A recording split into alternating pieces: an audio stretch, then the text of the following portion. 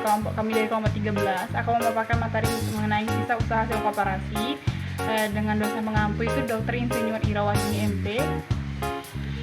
Perkenalkan, nama saya Maharani dengan NIM D1 B018080 dengan teman saya. Assalamualaikum warahmatullahi wabarakatuh. Nama saya Siva Salsabila dengan NIM D1 B0181097. Baiklah, selanjutnya saya akan menjelaskan pengertian sisa hasil usaha. Sisa hasil usaha dari sudut pandang ekonomi manajerial. Sisa hasil usaha atau SHU koperasi adalah selisih dari seluruh pemasukan atau penerimaan total atau total revenue TR dengan biaya-biaya atau biaya total atau total cost TC dalam satu tahun buku. Pengertian SHU menurut Undang-Undang Nomor 25/1992 tentang Perkoperasian Bab 9 Pasal 45. Yang pertama, SHU koperasi adalah pendapatan koperasi yang diperoleh dalam satu tahun buku dikurangi dengan biaya, penyusutan, dan kewajiban lain termasuk pajak dalam satu tahun buku yang bersangkutan. Yang kedua, SHU setelah dikurangi dana cadangan dibagikan kepada anggota sebanding jasa usaha yang dilakukan oleh masing-masing anggota koperasi, serta digunakan untuk keperluan pendidikan, perkoperasian, dan keperluan koperasi, sesuai dengan keputusan rapat anggota. Yang ketiga, rapat pemupukan modal dan dana cadangan ditetapkan dalam rapat anggota. Besarnya SHU yang diterima setiap anggota akan berbeda, tergantung besarnya partisipasi modal dan transaksi anggota terhadap pembentukan pendapatan koperasi. Dalam pengertian ini juga dijelaskan bahwa ada hubungan linier antara transaksi usaha anggota dan koperasinya dalam perolehan SHU. Artinya, semakin besar transaksi usaha dan modal anggota dengan koperasinya, maka semakin besar SHU yang akan diterima. Hal ini berbeda dengan perusahaan swasta di mana dividen yang diperoleh pemilik saham adalah proporsional sesuai dengan besarnya modal yang dimiliki. Informasi dasar. Perhitungan SHU bagian anggota dapat dilakukan bila beberapa informasi dasar diketahui sebagai berikut. Yang pertama, SHU total koperasi pada satu tahun buku. Yang kedua, bagian persentase SHU anggota. Yang ketiga, total simpanan seluruh anggota. Yang keempat, total seluruh transaksi usaha. Volume usaha atau omset yang bersumber dari anggota. Yang kelima, jumlah simpanan per anggota. Yang keenam, omset atau volume usaha per anggota. Yang ketujuh, bagian SHU untuk simpanan anggota. Yang kedelapan, bagian SHU untuk transaksi usaha anggota. Yang pertama, transaksi anggota adalah kegiatan ekonomi, jual beli barang atau jasa antara anggota adalah sebagai pemakai ataupun pelanggan koperasi yang dapat dilihat dari pembukuan. Yang kedua, omset atau volume usaha adalah total nilai penjualan atau penerimaan dari barang atau jasa pada suatu periode waktu atau tahun buku yang bersangkutan. Yang ketiga, bagian dalam bentuk persentase SHU untuk simpanan anggota adalah SHU yang diambil dari SHU bagian anggota yang ditunjukkan untuk jasa modal anggota. Yang keempat, SHU total koperasi, sisa hasil usaha yang terdapat pada neraca atau laporan laba rugi koperasi setelah pajak, profit after tax. Informasi ini diperoleh dari neraca atau laporan laba rugi koperasi. Yang kelima, bagian dalam bentuk persentase SHU untuk transaksi usaha anggota adalah SHU yang diambil dari SHU bagian anggota yang ditujukan untuk jasa transaksi anggota.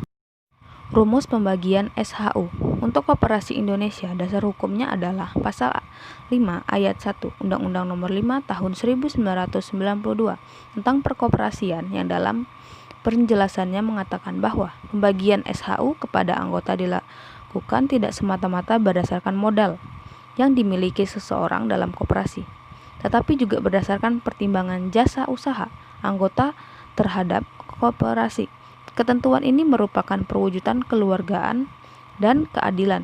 Dengan demikian, SHU koperasi yang diterima oleh anggota bersumber dari dua kegiatan ekonomi yang dilakukan oleh anggota sendiri, yaitu yang pertama, SHU atas jasa modal. Pembagian ini juga sekaligus mencerminkan anggota sebagai pemilik ataupun investor, karena jasa atas modalnya tetap diterima dari koperasinya sepanjang koperasi tersebut menghasilkan SHU pada tahun buku yang bersangkutan.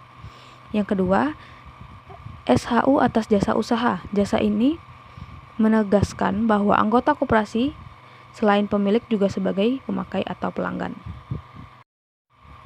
Secara umum, SHU koperasi dibagi sesuai dengan aturan yang telah ditetapkan pada anggaran rumah tangga koperasi sebagai berikut. Yang pertama, cadangan koperasi. Kedua, jasa anggota. Ketiga, dana pengurus. Keempat, dana karyawan. Kelima, dana pendidikan. Keenam, dana sosial. Ketujuh, dana untuk pembangunan lingkungan. Contoh kasus pembagian SHU di salah satu koperasi. Yang pertama, menurut AD atau RT koperasi, SHU dibagi sebagai berikut. Cadangan 40%, jasa anggota 40%, dana pengurus 5%, dana karyawan 5%, dana pendidikan 5%, dana sosial 5%. Yang kedua, SHU per anggota dapat dihitung sebagai berikut. SHUA sama dengan JUA tambah JMA, di mana SHUA sisa hasil usaha, JUA jasa usaha anggota, JMA jasa modal anggota. Dengan menggunakan model matematika, SHU per anggota dapat dihitung sebagai berikut. SHUPA sama dengan VA per VUK dikali JUA dikurang SA per TMS dikali JA, di mana SHUPA adalah sisa hasil usaha per anggota, JUA jasa usaha modal, JMA jasa modal anggota, VA volume usaha anggota atau total transaksi anggota, VUK volume usaha total koperasi atau total transaksi koperasi, SA jumlah simpanan anggota, TMS modal sendiri total atau simpanan anggota total. Bila SHU bagian anggota menurut AD atau ART koperasi adalah 40% dari total SHU dan rapat anggota menetapkan bahwa SHU bagian anggota tersebut dibagi secara proporsional menurut jasa modal dan usaha, dengan pembagian usaha anggota sebesar 70% dan jasa modal anggota sebesar 30%. Maka ada dua cara menghitung persentase JUA dan JMA, yaitu yang pertama, langsung dihitung dari total SHU koperasi, sehingga JUA sama dengan 70% dikali 40%. Total SHU koperasi setelah pajak sama dengan 20% dari total SHU koperasi.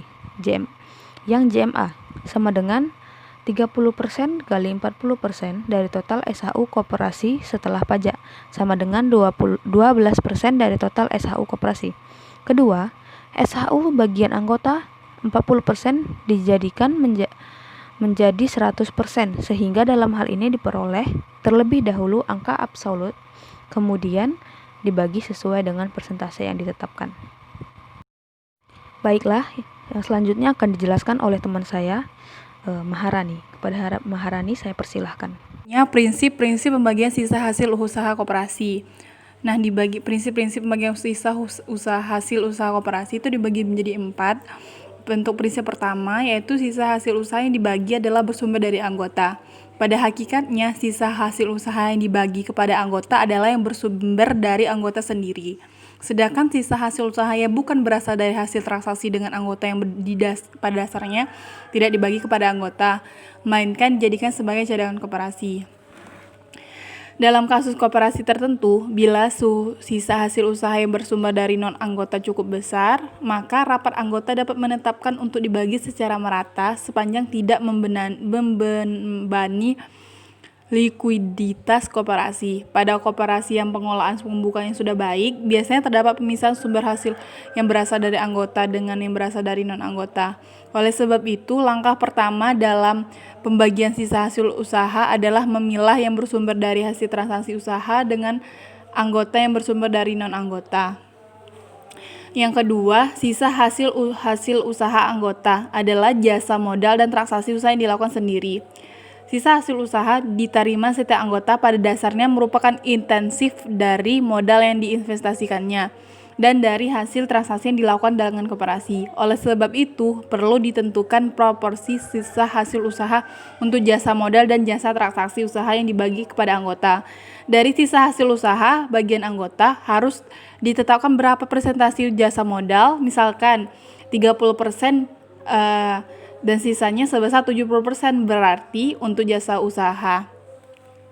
Sebenarnya sebelum ada formula yang baku mengenai penentuan proporsi jasa modal dan jasa transaksi usaha, tetapi hal ini dilihat dari struktur permodalan koperasi itu sendiri.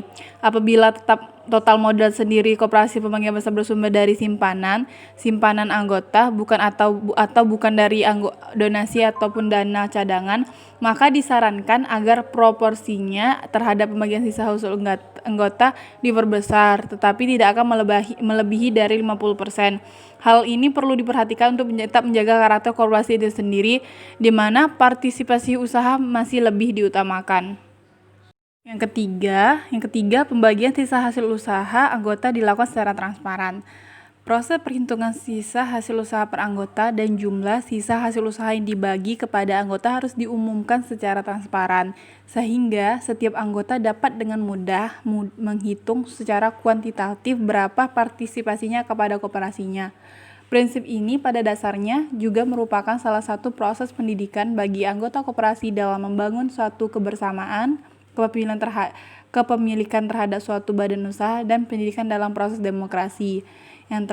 Prinsip terakhir yaitu sisa hasil anggota dibayar secara tunai. Sisa hasil usaha per anggota haruslah diberikan secara tunai, karena dengan demikian koperasi membuktikan dirinya sebagai badan usaha yang sangat sehat kepada anggota dan masyarakat mitra bisnisnya.